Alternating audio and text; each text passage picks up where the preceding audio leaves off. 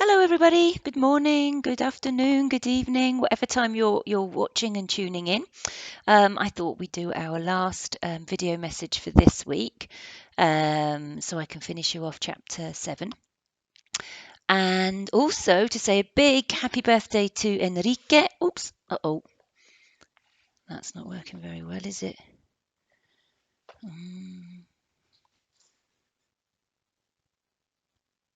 That's better. Okay. Big happy birthday to Enrique. Um, well done, everybody that's been going on the Padlock wall, who's had the time or the opportunity to do that. Keep a check on it because people are putting up some really jolly pictures, commenting. I really, really enjoyed having a look at that earlier today. So if you haven't done already, I'm sure it'll really make you smile. It filled me with happiness when I had a look at that this morning. So well done. Thank you for everybody that's had a chance to add something, even if it's just a like or a comment. I think you'll enjoy looking at it. So hopefully Enrique has had a really nice birthday. Sorry, that's squeaking. That's better. And we wish him all the our very best wishes from all over the place. I know we're in different countries, many of us. So happy birthday, Kike. So we'll make this the last one for this week, and then I'll get back to you as regularly as I can next week. What I'll probably try and do next week is at the beginning of each video message, try and give you a little bit of an explanation linked to the work that you're doing. Not a lesson as such, but just a little preparation talk, so it might help you through with the work that you're doing each day. Okay, so let's finish chapter 7. So we had just got Barney had organised the fancy dress costumes by getting leopard skin off of Stig, yeah, and also some things that he can wear himself and some weapons to take. So we were just on, we'll be able to go to the fancy dress party now. Goodbye, he called to Stig. And Barney danced out, clutching the 2 bundles of skins and the stone axe. When he got back to the house, he had an idea. He took the bundles quietly to his own room, undressed except for his underclothes, and after some struggles with a couple of safety pins, got himself dressed in the rabbit skins. He looked at himself in the mirror and scowled fiercely. But there was something missing. Oh, bother! He knew what it was. He'd had his hair cut only 2 weeks previous, and he didn't have enough hair. I guess to be a proper caveman, he wants to have a much shaggier hairstyle. But he had another idea. He crept downstairs to the broom cupboard and took the head off a mop. You know, like a mop is one of those soft, bit like a soft broom that you use for washing the floor. And the old-fashioned ones would have pieces of very thick string, or nowadays you might get them with thin strips of sponge. And you can imagine there's lots and lots of different pieces that look like a messy hair or a messy head if you turn it upside down. When he tried it on his own head in front of the mirror, it looked just right. He found a way of tying it under his chin so it would stay in position. He took his axe in one hand and the leopard skin in the other and crept along the passage to his sister's room. As he expected, she was still lying on her bed with a book. He gave a whoop and charged into the room, waving his axe. Lou jumped like a startled cat and faced Barney furiously. "You're not to frighten people like that when they're not expecting it," she said angrily. "I knew it was you, Barney." "Oh, no, you didn't," chuckled Barney. "Anyhow, I'm not Barney. I'm Stog, Stig's brother." And he did a war dance around the bedroom. "Where have you been?" asked Lou more calmly. "Me?" "Me been hunting," said Barney. "Look what I killed." And he threw the leopard skin on the floor. Lou's eyes nearly popped out of her head. "Golly, Barney, where did you get that?" she said. "Killed it in wood," boasted Barney. Hmm. Tell me honestly, Barney, please. Well, I didn't really kill it. I was just pretending, said Barney. I got it from Stig. Oh, yeah, Stig, scoffed Lou. You and your Stig. You mean you found it in that dump? I got it from Stig, I tell you, repeated Barney. And you owe me 12 marbles. Anyway, you don't have to have it if you don't want it. And he snatched it back. No, no, please, Barney, let me have it. It's a lovely leopard skin. I'll get you some marbles next time we go into town. Come on, help me try it on. And between them, with the help of pins and strings, they managed to dress Lou in the leopard skin. The bare patches hardly showed, and it didn't really smell any more than a real leopard would. And once Lou was inside the skin, she became more like a big cat than any leopard had ever been. She wrinkled up her nose and spat. She slunk and she clawed. They hunted each other in and out of the bedrooms and along the corridors, and then Lou said, "Pretend I'm a tame leopard and you're my master, and we live in this cave." And they crept under Lou's bed and curled up. There's a picture of them there. You can see there, playing together in the house. Barney said, "Look, Lou, about this party on Wednesday. I know where the house is. It's just through the woods. We don't even need to ask Granny to take us. We could just go." Sorry, I'm going to swap over. One or two stars had come out in the dark blue sky overhead, and there was a golden wash of sunset in the west, above the dark woods. A blackbird was trying out his new spring voice from the elm tree. It had been the first mild, dry day of spring, and the air was beginning to feel alive with the earth warming up, and buds opening, and things creeping out of their winter beds. A leopard and a Stone Age hunter, as they let themselves quietly out of the back door, felt they couldn't possibly have stayed indoors any longer without bursting. The leopard dropped to hands and feet as soon as it reached the lawn, but the hunter said, "Oh, come on, Lou. We'll be late if you're going to crawl all the way there." "I can go just as fast like this," said the leopard, and it went bounding off towards the back gate. As they let themselves into the paddock, Flash, the pony, pricked up his ears, snorted, and went careering round the paddock in alarm and excitement. "Silly old Flash," called the leopard. "It's only me, Lou." "I thought you were a leopard," said Barney. "So did Flash. No wonder he's frightened." They made their way along darkening tracks and footpaths. Sometimes the leopard would go ahead and leap out from behind a bush at the hunter, and sometimes the hunter would run on and lie in wait for the leopard. One time, when Barney was lying in ambush behind a hollow beech stump, Lou crept up behind him and jumped on him instead of coming along the path and being jumped on. Barney was cross. "That's not fair," he complained. "It's my turn to do you." But Lou only laughed in a catty sort of way and went bouncing off ahead again. Barney sat down rather sulkily and let her go on ahead. He should have had another turn, he thought. He heard Lou's footsteps dying away along the track, and then suddenly there was the snarl and roar she usually gave when she was ambushed. It sounded rather astonished this time. Then he heard Lou's voice. "Barney, it was my turn for an ambush. How did you get ahead of me so quickly?" But Barney hadn't gone on ahead. He'd been sitting here. Who was Lou talking to? And what was going on? He got up and ran along the path between the dark thickets.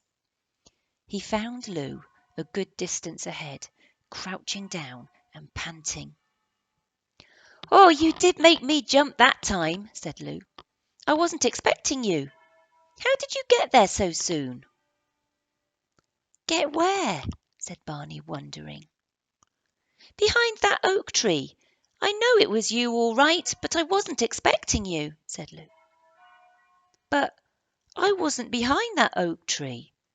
I was along the path there, said Barney. I hope you can hear me above the bells that are clanging away outside. Just a little bit of added accompaniment. Oh, don't be silly, Barney. I saw you with my own eyes, didn't I? Said Lou crossly. You must have been there. But I wasn't. I promise, Barney protested. How could I have got there? Lou said nothing for a moment, and then in a different voice she said, I think we'd better stop playing this game. We'll only be late for the party. Let's just walk. They went on side by side. The wood was getting really dark now, and as they went along by the tree plantation, the leopard and the hunter actually found themselves holding hands. You know, people say that sometimes they have a feeling someone's following them, Lou suddenly said in a voice that was trying to sound bright and ordinary. What about it? Said Barney. Oh, nothing, said Lou. Anyway, it's not far now, is it, to the Forkham Greens house? But Barney had suddenly had an idea. Lou had seen something behind an oak tree looking like him. And now there was this feeling of them being followed. Barney thought he knew what was really going on. But Lou didn't, and he laughed softly to himself. I think you can guess what Barney thinks is going on and who might be following them, somebody who looks like him, the way he's dressed at that moment. I don't see there's anything to laugh at, snapped Lou almost tearfully, and she stamped her foot.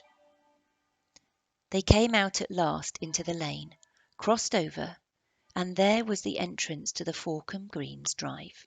That's the lane running up to their house. They could see cars parked outside the house, big ones and little ones, and lights blazed from the windows and from over the front door. Lou's eyes began to sparkle, but now Barney started to feel uncomfortable. He liked parties almost as much as Lou, once they had started, but he actually felt quite shy about going up to the big door and ringing that bell. As Lou skipped up the steps and pulled the handle, Barney took a grip on his axe and looked back along the shadowy drive.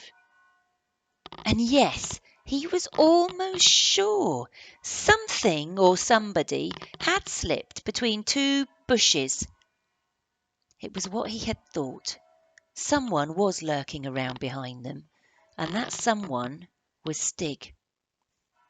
Do you know, I've never heard these bells go on quite as long at this time in the evening before. Sorry about that, everybody. Never mind. The front door opened, and Mrs. Forkham Green stood there looking a little distracted already. Oh, hello! Do come in, she cried. Oh, it's the puma and the caveman. How sweet of you to come, and how realistic you look. She sniffed a little at the animal smell that came in with them, but there was a wail from behind her, as in a "rah!" that kind of wail. And she had to turn around to the mass of children of all ages who were hurtling about in the big hall behind her, or standing dumbly looking scared in the corners. Oh dear, who is it behind the mask there? Lone Ranger? Or is it Zorro? Oh, please don't poke little Bo Peep with your sword, will you, dear? She's only 3 and she doesn't like it. Lou looked around excitedly at the dressed-up children. There were peasant girls, ladies from the Middle Ages, cowboys, kings and queens, Indians, a spaceman who was looking rather hot already. In fact, there were more cowboys and Indians and squaws. Squaws are like lady Indians. But she seemed to be the only one in a real animal skin. There's a picture of them being welcomed. Can you see that? There, as they arrive. All the bells have stopped. Excellent. Barney was looking at the walls of the hall. Look at all those things on the wall, Lou, he whispered. Oh, sorry. Look at all those things on the wall, Lou, he whispered. There was hardly a square foot of the wall that wasn't covered with trophies. And this means trophies as in animals that have been hunted. There was heads of a gazelle, wildebeest, gnu's, bunches of spears, leather shields, racks of swords and daggers and old guns. Wow, this is fantastic, murmured Barney. I'm really glad we came, aren't you? Mrs. Forkham Green clapped her hands loudly. Now then, children, she called. I think we're all here, so we'll start off by dancing a dance called Sir Roger de Coverley. I expect you all know it, don't you? The girls do anyway, so they can show the boys. This story was written quite a long time ago, so it might sound a little bit sexist to you, but it's just old-fashioned. Most of the girls began twittering with pleasure and formed themselves in line ready to begin. But there were glum looks among the boys, and they stood around grasping various weapons. Oh, dancing. It was going to be that sort of party, was it? See, it would be so different if you lot were there, because I know that you're all really good at country dancing, particularly the boys, all of you. Anyway, it was going to be that sort of party, was it? Come on, boys, line up. Put down all your pistols, ray guns and stone axes over there, if you please, carolled Mrs. Forkham Green, as she sat down at a big piano. The boys lined up sheepishly, and the music began, and the girls hopped and skipped, and the boys blundered and bumped, and everyone was rather glad when the dance came to an end. Mrs. Forkham Green had got everything well organised. After the dancing, they had guessing games, acting games, sitting in a circle games, and she had just handed out some pieces of paper and pencils to everyone who could write, and got one of the older girls to do Ring-a-Ring-a-Roses, that's like a little nursery rhyme dance, with the tiny children, when all of a sudden, all of the lights went out. Oh, it's the fuses, wailed Mrs. Forkham Green. Now, the fuses are little electrical components that you find in a special box in the house, and sometimes they'll blow, and you just need to go and switch something over, and then all the lights will come back on. Oh, it's the fuses, wailed Mrs. Forkham Green. One of you older children get a game going, will you? I won't be long, I hope. And she made her way into the back part of the house. There was a lot of scuffling and squeaking in the dark, only lit by the flickering flames from the big fireplace. Of course, it had to be Lou who thought of something. Let's have a leopard hunt, she said. Give me 20 counts to get away, and then you've all got to hunt me, find me, and put me in a cage. OK, that's the game. There were shouts of agreement. Boys scrambled for their weapons in the dark. Several people counted up to 20, and then everybody shouted, Coming, ready or not! And except for a few tiny children who stayed by the light of the fire, everyone else scattered up the stairs, along the corridors, whooping and chattering and telling each other to be quiet. Barney was one of the first up the broad staircase and onto the dark landing, so he's gone upstairs. Moonlight came in through a leaded window and shone on a figure standing there. He was just going to say something to this figure when he noticed it was an empty suit of old-fashioned armour. In fact, just like those suits of armour that we saw in Bedknobs and Broomsticks. It's just that these ones haven't got ghosts hidden in them. But there was someone coming up the stairs close behind. He saw the headdress of the Indian chief. Have you seen the leopard? Asked the Red Indian. No, said Barney. Let's go along this way. They went along the corridor, and at the end there was a bare wooden staircase going up and down. Come on up, said the Indian. They climbed the stairs, their feet making quite a noise on the bare boards, and found themselves almost at the top of the house. There was an unlived-in feeling up there. The Indian tried the door of a room, and it opened. There was nothing but boxes and trunks in the room, and there was a big window through which the moonlight came. "That leads out onto the roof, that window," said the Indian. "I know, I've been there before." "Well, perhaps she's on the roof. The leopard, I mean," said Barney. "Might be," said the Indian. He struggled to open the window. They both got through it and out onto a ledge with a parapet. The roof sloped up behind them. So again, they're getting up to rather dangerous things that at this point I have to remind you not to do. Don't go out of windows onto roofs. Okay. They leaned over the parapet and looked a long way down to the moonlit lawn. And there, in the middle of the lawn, an animal was crouching. Barney's heart gave a bump, although he knew he was only hunting for his sister. "Look!" he gasped to his friend the Indian. "There it is, the leopard! Down there, look!" "Gosh!" exclaimed the Indian. Doesn't it look real? Come on, down again then, quick!"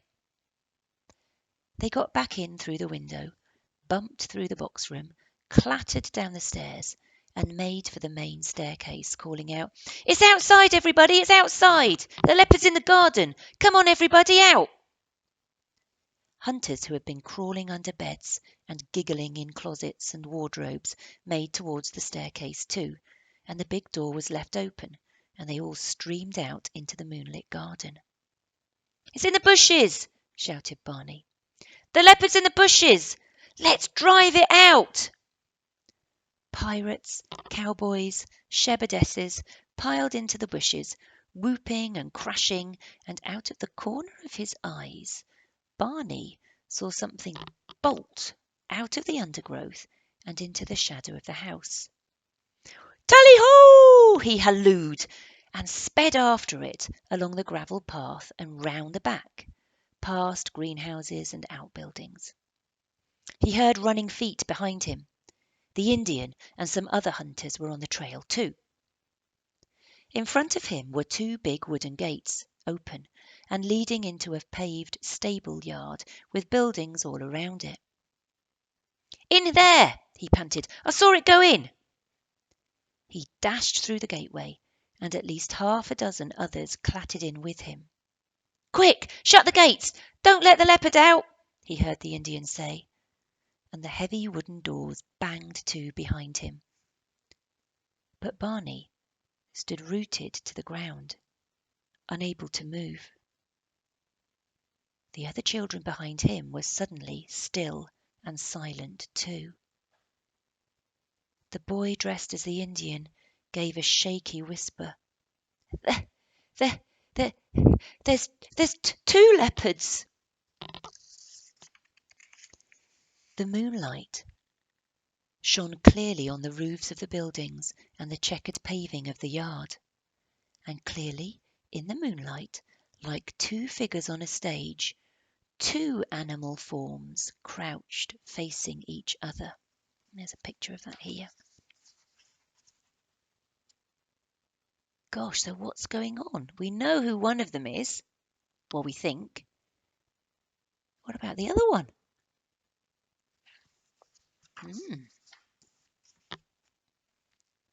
Both had golden black spotted fur and long tails. But as one of the crouching beasts turned its head to glare at the hunters by the gate, its eyes flashed green and alive in the moonlight. And under the mask of the other leopard, Barney recognized the very white face of his very scared sister. How long they all stood like that, Barney didn't know. Barney grasping his stone axe, but feeling as if he was turned to stone himself. Lou crouched there, desperately willing her whole body to turn into a real live wild beast to meet this awful peril. And the real live leopard itself, because it couldn't be anything else. Frightened by the hullabaloo, Mystified by the strange half-beast, half-human that faced it, it was cornered and angry. It was like a nightmare game where nobody knew what the next move should be. So can you think how on earth there could be another leopard in this village in England? Any ideas? And then Barney heard the Indian behind him give another whisper. And there's two cavemen as well. For out of the shadows at the far end of the yard appeared a figure that might have been Barney's own reflection in a mirror. Shaggy hair, dressed in rabbit skins, and bare arms and bare legs. But this caveman carried a very long spear with a glinting blade, and this time the spear was levelled at the real leopard. And suddenly Barney's limbs unfroze, and he whispered, "Stig!" The leopard shifted its gaze. It shot a glance at Barney. It looked back at the unmoving Lou. It turned to the advancing Stig and gave a low growl. Its tail twitched, and it began tucking its feet under it as a cat does when it is about to charge and spring. Stig crouched too, still pointing his spear, and Barney saw that in the shadows beyond Stig was the open door of an empty stable. The leopard decided which was its most dangerous enemy, and now it kept its eyes on Stig. Barney crept forward behind it, and he was almost within axe reach of its twitching tail. The leopard stopped shifting its feet. Its tail lay still for an instant. Its muscles were tense. It sprang, but as it sprang, Barney brought his axe down on the tip of its tail. Lou burst into life with a sudden roar. Stig threw himself sideways, and the startled and confused leopard jumped twice as high and twice as far as it had meant to, and vanished into the dark doorway of the stable. Barney hurled himself forward, slammed the lower half of the door shut, and then the upper half, and gasped, "Quick, quick, quick! Somebody bolt it! Somebody lock it!" Lou and the Indian struggled with the bolts, and at last they all sank down onto the paving, feeling exhausted and weak. The other children had now opened the gates of the yard, and the rest of the party was streaming in, chattering and asking questions. "Where's the leopard? Have you caught it yet? Is the game over?" "What do you mean, there was a real leopard?" "Let's have another go. Leopard hunt was really super fun." "Oh, why can't we have another leopard hunt?" "What do you mean the leopard's in the stable?" "There's the leopard." "Two leopards, you say? Well, that's not fair. Nobody told us there were two leopards in the game." "Why can't we see the other leopard in the stable? Let's let it out and have another hunt." So obviously the other children didn't really see what was going on, and they don't get it. And the boy in the Zorro suit was actually fumbling around with the bolts and trying to open the door of the stable.